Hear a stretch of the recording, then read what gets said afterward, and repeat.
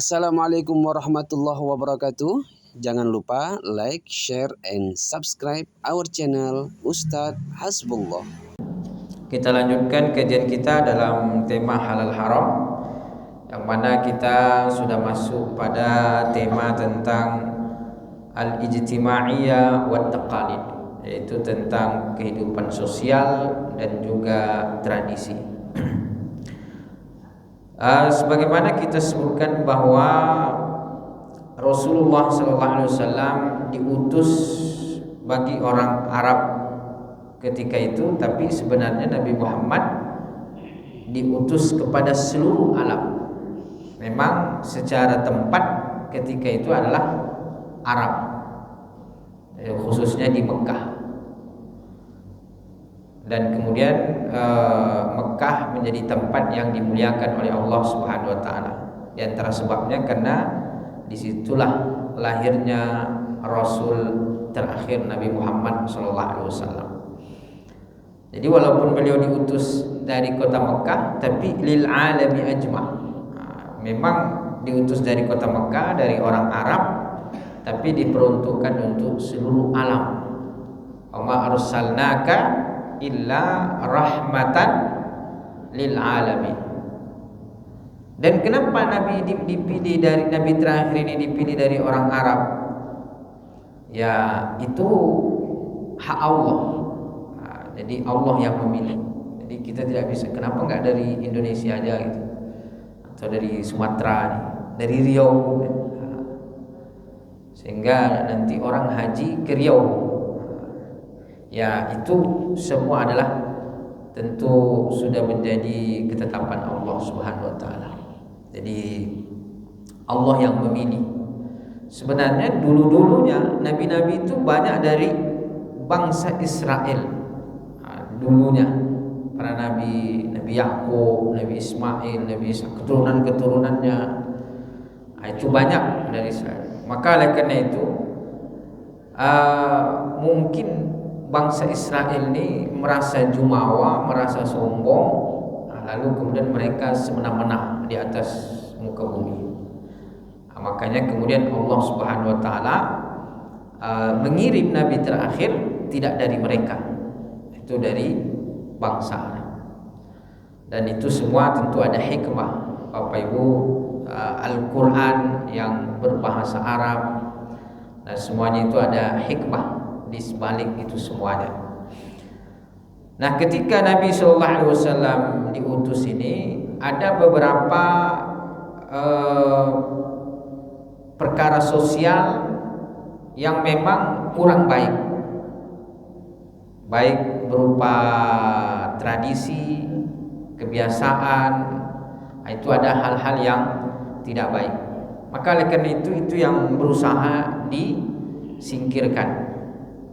Makanya kita secara sosial ini kita melihat dulu bagaimana sosial ketika Nabi SAW diutus. Karena Nabi berjuang untuk membersihkan perkara sosial ketika itu. Seperti misalnya yang pertama, perkara sosial yang paling buruk ketika itu adalah kemusyrikan, menyembah berhala, menyembah patung. Makanya terkenal Lata dan Uzza. Dan patungnya itu di mana ditaruh, Bapak Ibu? Di dekat Ka'bah. Jadi patung-patung yang mereka sembah, tuhan-tuhan yang mereka sembah itu diletakkan di Ka'bah. Itu yang berupa batu. Kalau ada juga diriwayatkan mereka punya tuhan dari makanan, dari tepung. Makanya diriwayatkan bahwa kalau mereka beribadah kemudian lapar, maka Tuhannya dimakan. Beribadah dari pagi sampai siang lapar, maka dimakannya Tuhannya. Kenapa? Karena Tuhannya dari tepung. Itulah dulu Bapak Ibu, akalnya kurang dipergunakan. Masa iya Tuhan bisa dimakan? Jadi Tuhannya bisa dikonsumsi. Jadi beribadah lama-lama, ayo keluarkan konsumsi. Mana konsumsinya? Konsumsinya apa? Konsumsinya Tuhannya. kan tidak logis itu. Alhamdulillah diutuslah Nabi Muhammad SAW, maka segala sesuatu yang bertentangan dengan akal sehat itu disingkirkan. Pertama adalah menghamba kepada makhluk, menghamba kepada batu, menyembah kepada berhala. Ini semua dihapuskan melalui dakwah Nabi Muhammad SAW. Jadi hal yang pertama yang disingkirkan dalam urusan sosial yang biasa dilakukan oleh orang Arab ketika itu adalah menyembah berhala. Dan sebenarnya Bapak Ibu, menyembah berhala ini tidak hanya di kalangan orang Arab ketika itu, tapi menyeluruh di dunia ini. Kalau kita baca sejarah kan, di mana-mana mereka punya sesembahan, mereka punya Tuhan. Nah, cuman beda-beda, ada yang menyembah matahari, ada yang menyembah api. Mungkin kalau kita di sini ada yang menyembah pohon, ada yang menyembah batu, ada yang menyembah hewan bahkan. Itu kan semua kemusyrikan. Dan kadang-kadang sampai hari ini masih ada. Makanya yang pertama yang disingkirkan oleh Nabi SAW itu adalah kemusyrikan. Kenapa? Karena kemusyrikan ini menghinakan manusia. Jadi kita ini beragama untuk mulia di dunia dan di akhirat. Kita ini bertuhan agar kita dimuliakan di dunia dan di akhirat. Nah, ini beragama tetapi menghinakan dirinya. Kenapa orang musyrik itu menghinakan dirinya?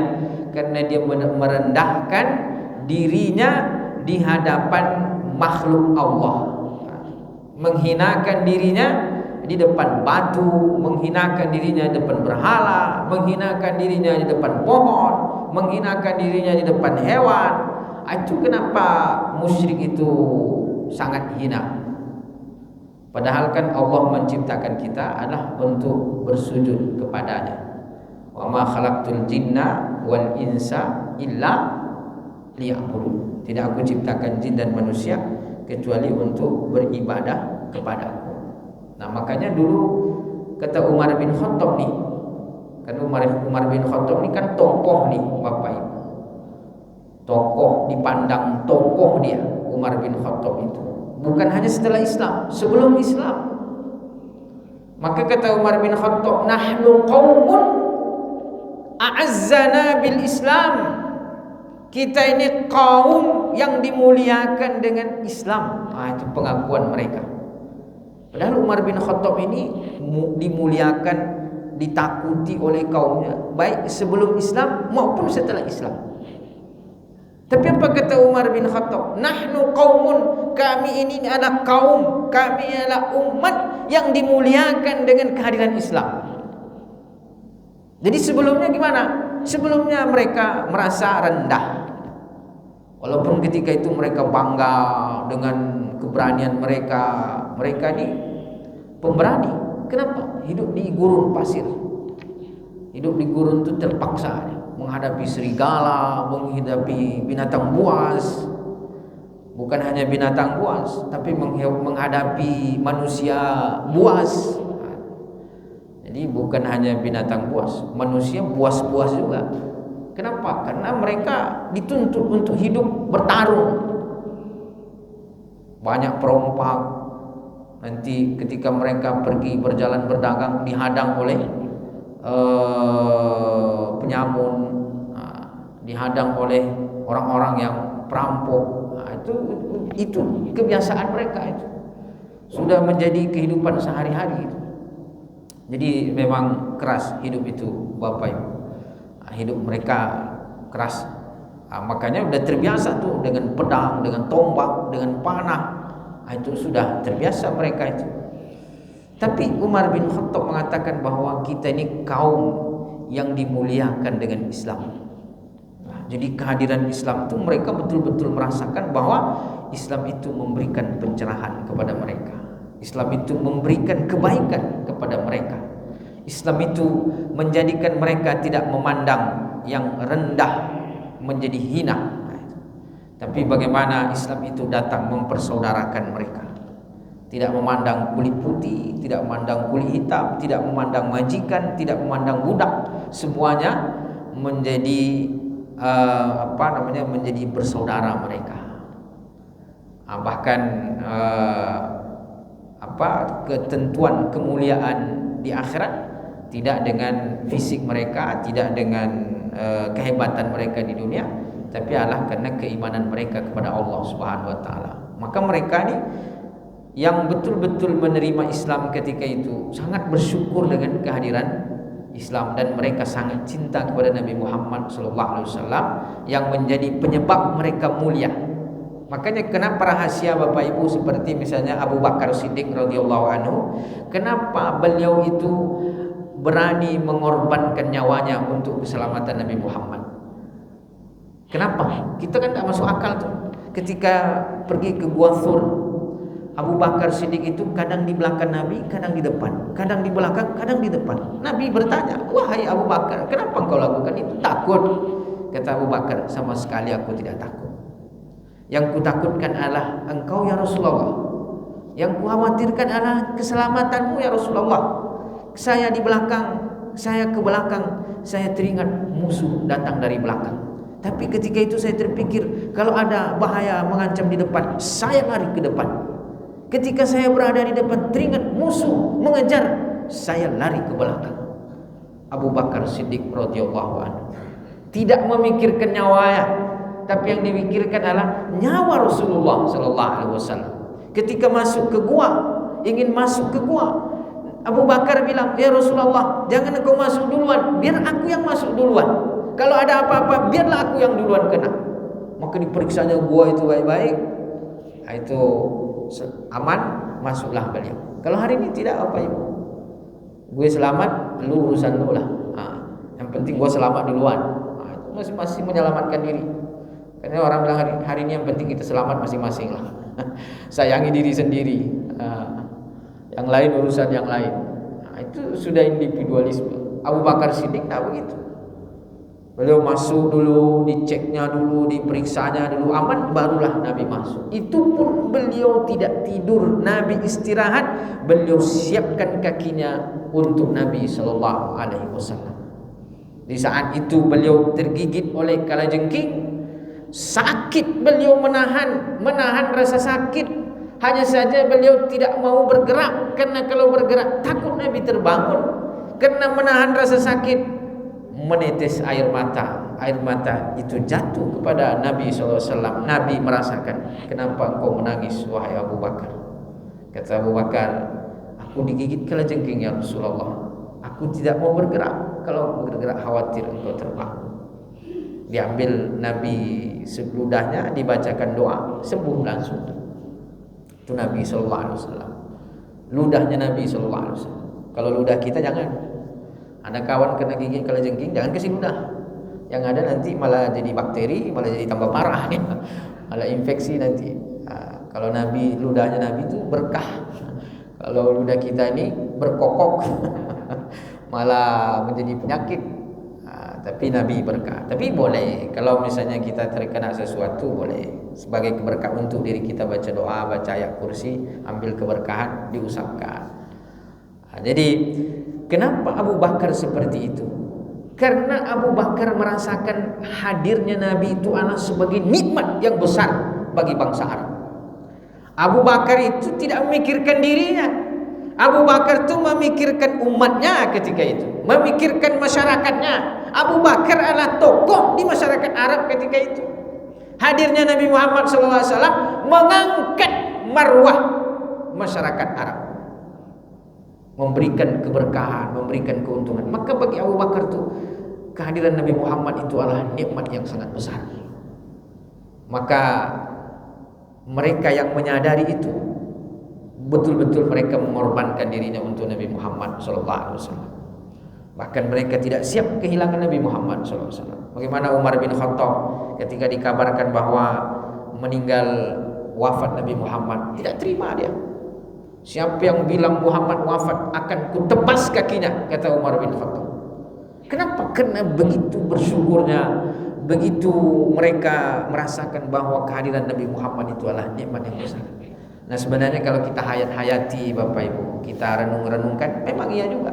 Kalaulah tanpa Nabi Muhammad SAW, kita ini tidak dapat apa-apa. Nabi Muhammad itu adalah wasilah kita kepada Allah.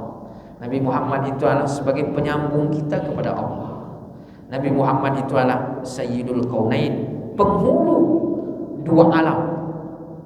Nabi Muhammad itu adalah sebagai cahaya. Bahkan diriwayatkan bahwa Nabi Adam itu dapat ampunan dari Allah setelah menyebut nama Nabi Muhammad SAW. Nah, jadi Bapak Ibu, intinya betul bahwa memang di saat itu banyak hal-hal negatif di bangsa Arab, tapi kemudian dibersihkan dengan Islam, dibersihkan dengan hadirnya Nabi Muhammad SAW. Sehingga apa yang terjadi Bapak Ibu, tadinya bangsa Arab itu adalah bangsa yang dipandang rendah, bangsa yang dipandang beringas, bangsa yang dipandang buas, bangsa yang dipandang brutal. Tiba-tiba mereka disebutkan khairul quruni qarni. Kata Nabi, sebaik-baik zaman itu adalah zamanku. Jadi memang ketika itu kan Romawi kan sudah besar, kerajaannya sudah maju, sudah hebat. Persia sudah hebat. Jadi mata uang dinar dan dirham itu Bapak Ibu, itu dinarnya dari Romawi, dirhamnya dari Persia. Jadi orang Arab menggunakan mata uang dinar, dirham. Dinar ini dari mana? Dari Romawi. Romawi sudah besar. Salah satu yang menunjukkan kerajaan itu besar, negara itu besar, mata uangnya hebat. Hari ini mana mata uang paling hebat? Dolar. Karena Amerika didaya. Jadi menunjukkan negara itu hebat ketika mata uangnya besar dia dipakai. Makanya ketika itu mata uang dinar Romawi. Romawi itu kerajaan besar, kerajaan hebat. Ketika itu Persia sama. Itulah yang menguasai dunia beberapa abad kan. Romawi, Persia, Romawi, Persia. Coba Bapak Ibu hari ini jalan-jalan ke Turki, Konstantinopel. Itu peninggalan Romawi itu. Konstantinopel. Bahkan kata Napoleon Bonaparte, andaikan dunia ini ibu kotanya cuma satu, yang layak menjadi ibu kota itu adalah Konstantinopel. Gimana keindahannya itu? Memang indah, apalagi kalau musim salju, musim dingin, kita berlayar di lautnya yang membentang menghubungkan antara Asia dengan Afrika, itu antara Asia dengan Eropa. Itu kita naik kapal di situ, disertai dengan burung-burung yang terbang dengan keindahan pemandangan yang luar biasa. Itu memang indah betul. Itu peninggalan Romawi itu, bangunan-bangunan, bahkan meja bundar rapat itu peninggalan Romawi. Kota-kota tua, alhamdulillah kami pernah dapat hadiah dari travel. Itu bisa jalan-jalan ke Turki selama 10 hari. Jadi dikasih hadiah, alhamdulillah mengunjungi tempat-tempat itu. Bisa melihat Konstantinopel, bisa mengunjungi makam sahabat Abu Ayyub Al-Ansari di Turki. Jadi di Turki itu ada makam sahabat Bapak Ibu. Padahal Madinah, Mekah itu jauh dari Turki. Kok bisa di sana ada makam sahabat? Karena mereka ingin membebaskan Konstantinopel. Nabi pernah mengatakan bahwa la tuftahannal Konstantin, kalian suatu saat nanti akan membuka Konstantinopel, akan memerdekakan Konstantinopel, akan menguasai Konstantinopel.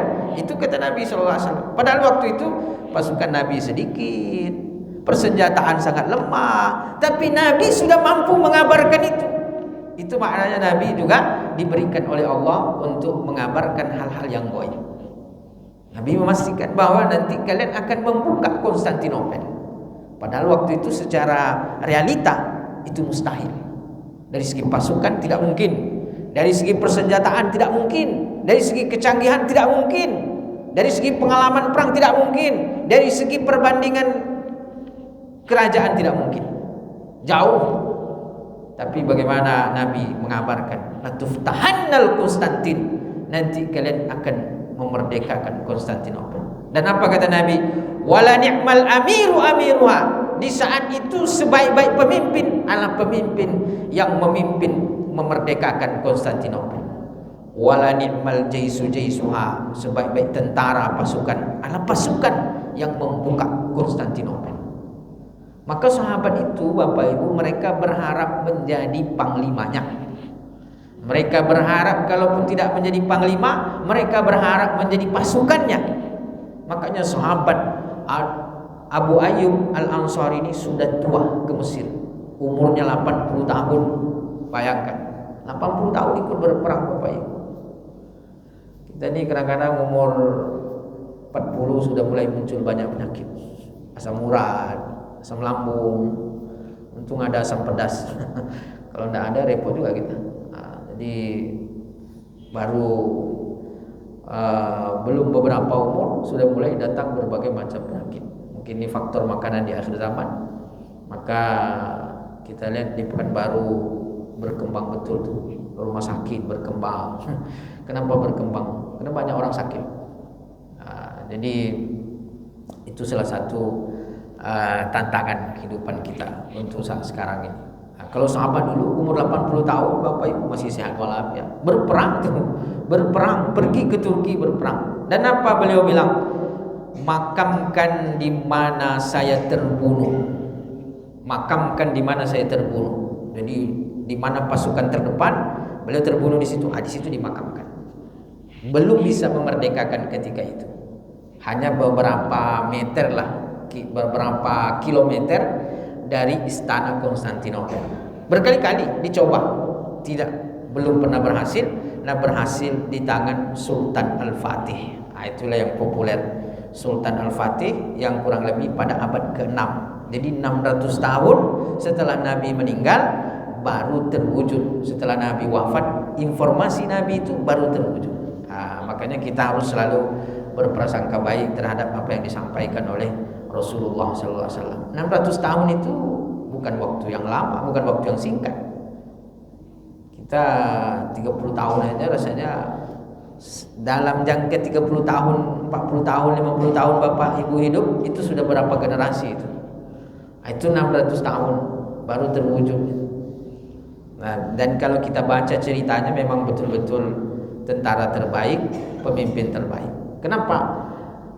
Perahu, kapal yang mestinya berlayar di air, itu berlayar di daratan untuk membuka sampai ke istana Konstantinopel. Kenapa? Karena lautnya itu dirantai. Bayangkan kekuatan Romawi itu, laut yang dirantai sehingga kapal tidak bisa lewat. Bagaimana mau masuk ke menembus pertahanan mereka ini? Maka mereka tuh tidur malam, aman mereka. Kenapa? Laut dirantai. Gimana kapal mau lewat?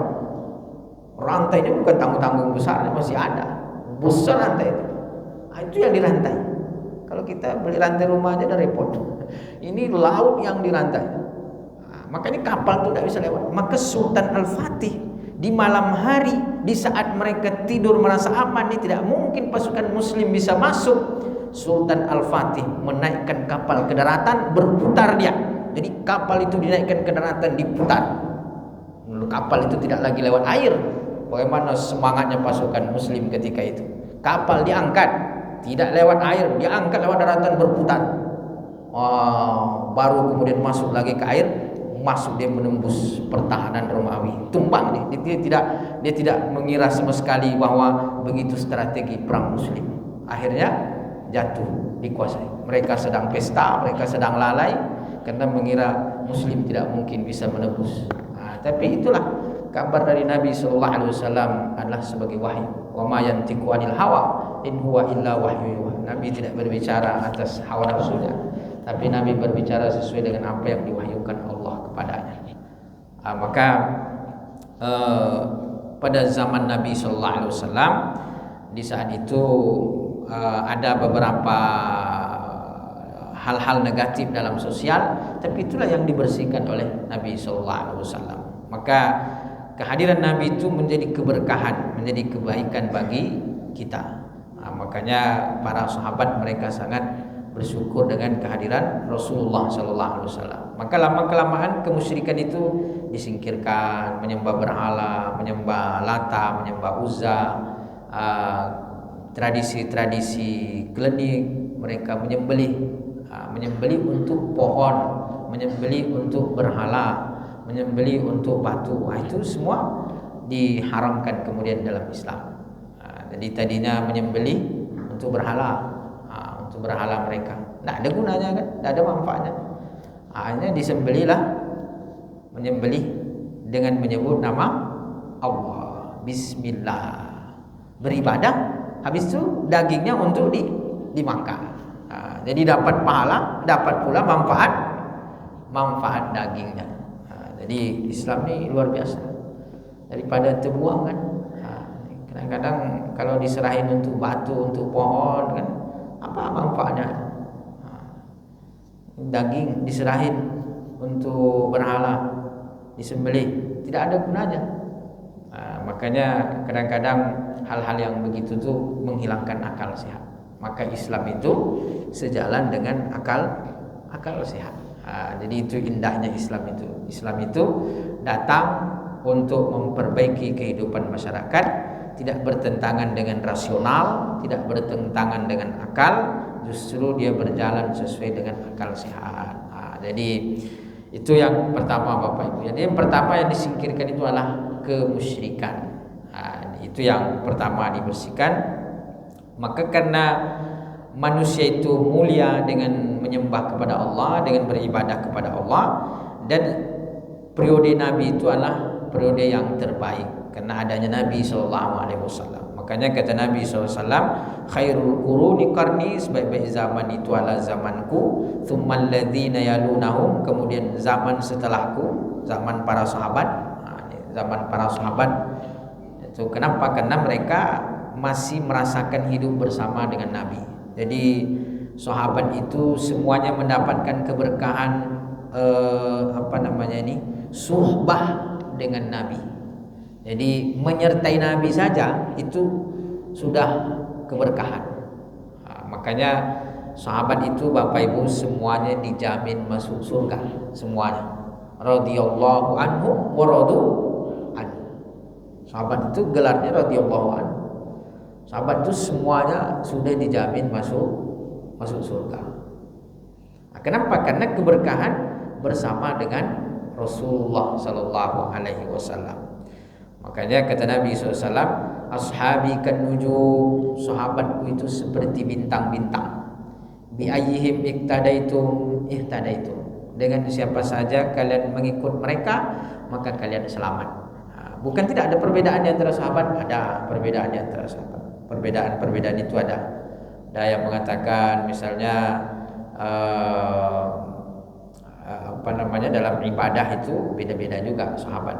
Maka sahabat itu ada yang ahli fikih, ada yang ahli tafsir, ada yang ahli hadis. Seperti sahabat Abu Hurairah, periwayat hadis paling banyak.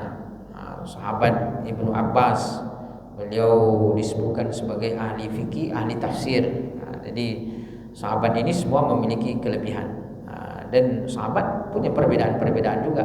Makanya kemudian kenapa Bapak Ibu terjadi perbedaan ulama? Karena disebabkan perbedaan sahabat. Sahabat itu sudah berbeda, kemudian mereka mengajar, murid-murid mereka tentu mengikuti gurunya. Makanya yang diutus ke Irak, ke Syam mengajar nanti kadang-kadang berbeda dengan yang ada di Madinah. Jadi sahabat itu, makanya perbedaan itu biasa Bapak Ibu. Sahabat saja berbeda, generasi pertama berbeda, apalagi sekarang. Maka berbeda itu adalah hal yang lumrah. Jadi jangan kita memandang orang yang berbeda dengan kita itu menjadi salah, menjadi ahli bid'ah, ahli syirik. Selagi masih ada dalil, itu biasa. Sahabat pun juga berbeda. Tapi kata Nabi, sebaik-baik zaman itu adalah zamanku, kemudian zaman setelahnya itu sahabat, kemudian zaman setelahnya itu adalah tabi'in, ini para orang-orang soleh, kemudian setelahnya dan setelahnya. Maka semakin jauh kita dari zaman Nabi SAW, maka zaman itu juga semakin hilang dari kebaikan yang dibawa oleh Rasulullah Sallallahu Alaihi Wasallam. Namun kita tetap berharap, walaupun kita akhir zaman, tapi tetap berharap mendapatkan hidayah, mendapatkan petunjuk, mendapatkan keberkahan dari Nabi Sallallahu Alaihi Wasallam. Karena pada hakikatnya, walaupun Nabi telah wafat, walaupun Nabi telah tiada di atas muka bumi, tapi kan petunjuk-petunjuknya itu terus berlanjut melalui para ulama, melalui hadis-hadis, melalui ayat-ayat Al-Quran. Itu semua adalah cahaya-cahaya petunjuk yang dibawa oleh Rasulullah SAW. Makanya kata Nabi SAW, taraktu fikum amraini, aku tinggalkan dua perkara yang mana kalian tidak akan tersesat selama-lamanya selagi berpegang teguh kepada dua hal tersebut, yaitu Al-Quran dan Sunnah. Nah itu Bapak Ibu, jadi intinya kemusyrikan itu betul-betul dikikis. Karena kemusyrikan itu adalah menghinakan diri kita. Bagaimana kita diciptakan untuk mengabdi kepada Allah? Ini mengabdi kepada syaitan atau mengabdi kepada makhluk. Maka dia zalim. Kenapa zalim? Karena tidak menempatkan sesuatu pada tempatnya. Kan Allah menciptakan kita untuk ibadah kepadanya. Nah ini dia tempatkan tujuan penciptaan Allah untuk ibadah kepada makhluk. Berarti kan tidak menempatkan sesuatu pada tempatnya.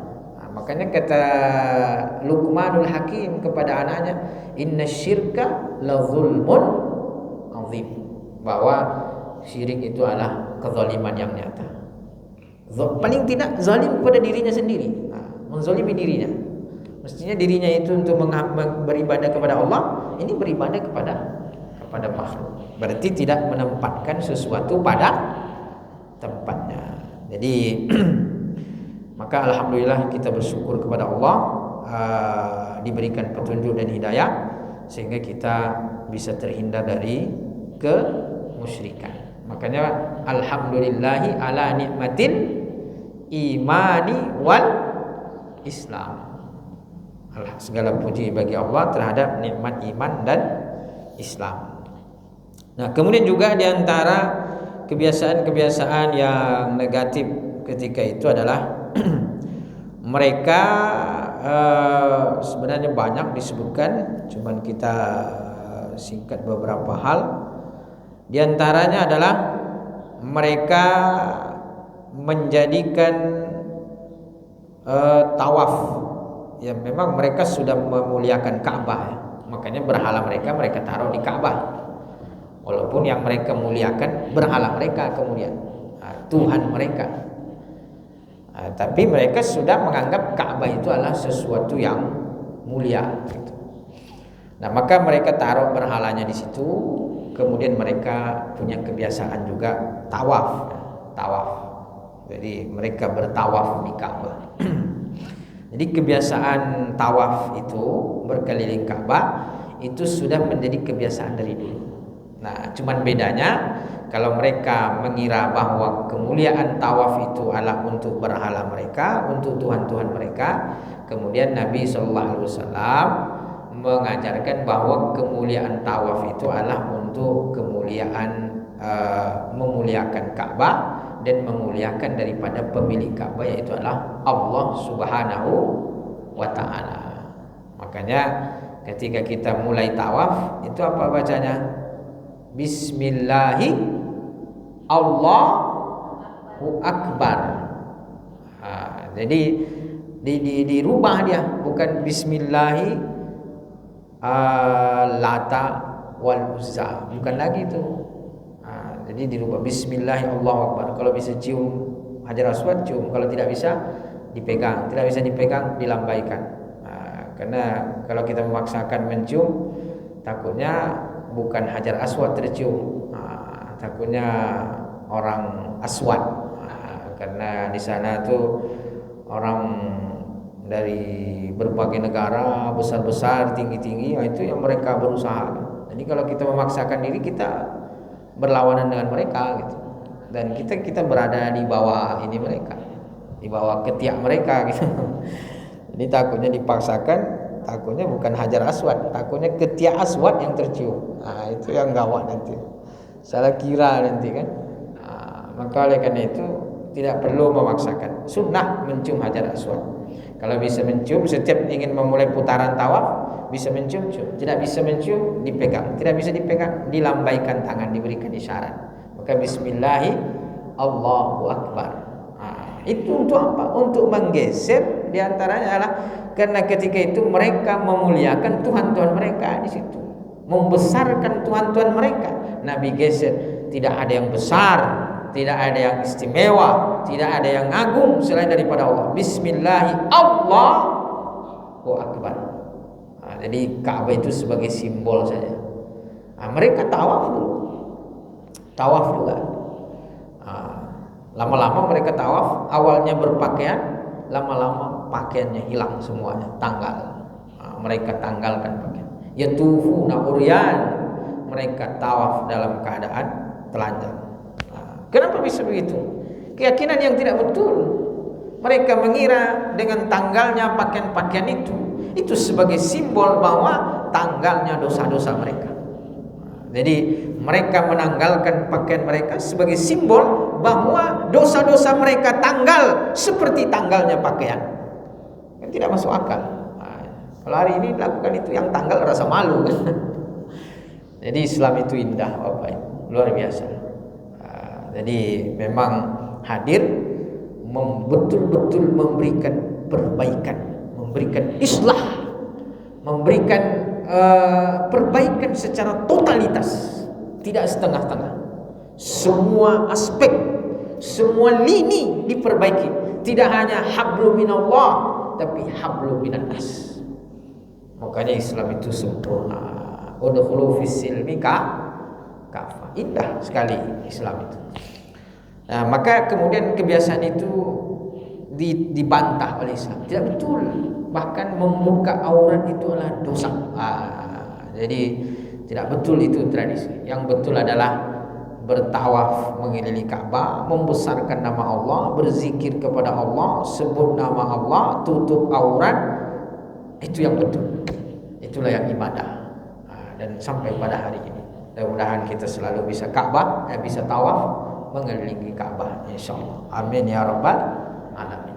Nah, jadi kebiasaan itu ada, kebiasaan mengelilingi Ka'bah, hanya saja keyakinan yang berbeda. Mereka mengira dengan telanjang itu dosa-dosa mereka dihapuskan oleh Allah Subhanahu wa taala. Kalau hari ini terjadi seperti itu, tidak khusyuk orang ini kan. Tidak khusyuk orang tawaf, bayangkan tawaf. Hari ini aja kadang-kadang nampak dari negara-negara lain itu tidak khusyuk awak dibuatnya kan. Jadi Islam datang memberikan kemaslahatan. Begitu juga di antara kebiasaan yang sangat buruk ketika itu adalah mereka menganggap bahwa kelahiran anak perempuan itu sebagai kehinaan. Jadi mereka menganggap bahwa hadirnya perempuan itu adalah sebagai kehinaan di tengah keluarga mereka. Jadi idza busyira ahaduhum bil untha dhalla wajhuhu muswaddan wa huwa kadhib. Kalau diberitakan bahwa di keluarga ini lahir anak perempuan, semua menjadi murung, semua menjadi sedih, tidak ada kegembiraan. Hari ini alhamdulillah Bapak Ibu lahir mau laki-laki mau perempuan, mohon maaf mau setengah-setengah, karena mungkin takdirnya begitu. Pokoknya dia perempuan laki-laki, alhamdulillah. Barakallahu fil mauhub, barakallahu fil mauhubah. Semoga Allah berkahi pada yang lahir perempuan, yang lahir laki-laki, berkah. Islam menganggap seluruh itu adalah kebaikan, mau laki-laki mau perempuan baik semua. Jadi begitulah Islam. Nah dulu perempuan itu dianggap kehinaan. Ketika orang tua meninggal, mereka tidak diberikan warisan. Kenapa? Tidak bisa perang, tidak bisa menunggang kuda, tidak bisa memanah. Jadi Islam datang memuliakan. Kata Allah Subhanahu wa taala, "Inna akramakum indallahi atqakum." Lil rijali nasibum mimma iktasabu walin nisa'i nasibum mimma iktasabna. Ketika orang datang bertanya, "Ya Rasulullah, siapa orang yang paling berhak aku taati?" Ibumu perempuan. Baru kemudian ayah. Bahkan dijadikan surga itu di telapak kaki. Jadi Islam itu mengangkat mengangkat marwah manusia dikala barat ketika itu melihat perbedaan. Jadi Bapak Ibu, Islam itu luar biasa. Maka kemudian hal-hal yang seperti itu digeser oleh Islam. Tapi ada juga adat-adat mereka yang dipertahankan. Adat-adat pernikahan yang seperti sekarang ini, menikah dalam itu sudah ada sejak zaman dulu. Makanya seperti Nabi Muhammad SAW itu lahir dari pernikahan yang sah. Itu Nabi Muhammad SAW. Memang ada bentuk nikah banyak. Ada nikah yang tidak jelas, nikah mana tukar pasangan, nikah ini banyak itu. Tapi salah satu bentuk nikah adalah nikah yang seperti sekarang ini dipertahankan. Jadi tidak semua digeser. Karena yang baik-baik itu juga ada, seperti mereka terbiasa menjamu tamu, memuliakan tamu, dermawan. Itu kebiasaan orang Arab, sudah ada ketika itu. Kebiasaan mereka berburu, berani. Makanya ketika mereka disuruh berjihad, itu kecil lah itu berjihad itu. Orang kebiasaan mereka bukan orang yang dihadapi, serigala yang dihadapi, ini menghadapi orang. Makanya ketika mereka ini disuruh jihad, pasukan orang kafir mengatakan, nahnu qaumun la taqata lana biqaumin al-mautu ahabbu ilaihim minal haya. Ketika Islam datang mengatakan jihad itu kemuliaan, jihad itu langsung masuk surga, ya selesai. Mereka justru senang dengan jihad. Makanya kata pasukan kafir, kami tidak mampu menghadapi pasukan yang mana pasukan itu kematian lebih mereka cintai daripada kehidupan. Wah, gimana menghadapi pasukan yang mereka memang cari mati? Awak perang cari hidup, ini perang. Walaupun mereka maksudnya bukan mereka betul-betul cari mati, tapi mati itu adalah merupakan kemuliaan bagi mereka. Sehingga di mana-mana ketika itu kan menang perangnya, menang menghadapi pasukan-pasukan itu, menang. Pasukan itu takut. Romawi akhir-akhir Nabi itu Romawi sudah takut mau perang, belum perang itu pasukan Romawi sudah lari. Itu perang Tabuk. Perang Tabuk itu tidak jadi terjadi. Kenapa? Romawi udah kabur duluan, udah lari itu. Nah, kenapa? Karena Islamnya itu betul-betul ikhlas karena Allah. Hari ini beda. Kita dihadapkan dengan berbagai macam cobaan, fitnah, perpecahan. Sehingga apa yang terjadi? Kita yang takut sama Amerika, kita yang takut sama Israel. Habis saudara-saudara kita di sana. Mudah-mudahan Allah kembalikan kemuliaan Islam, Allah kembalikan kejayaan Islam. Mudah-mudahan Allah muliakan kita dengan Islam, Allah istimewakan kita dengan iman dan Islam di dunia dan di akhirat. Di dunia kita menjalankan sunnah-sunnah Rasulullah, dan di akhirat kita dibersamakan dengan beliau. Amin ya rabbal alamin.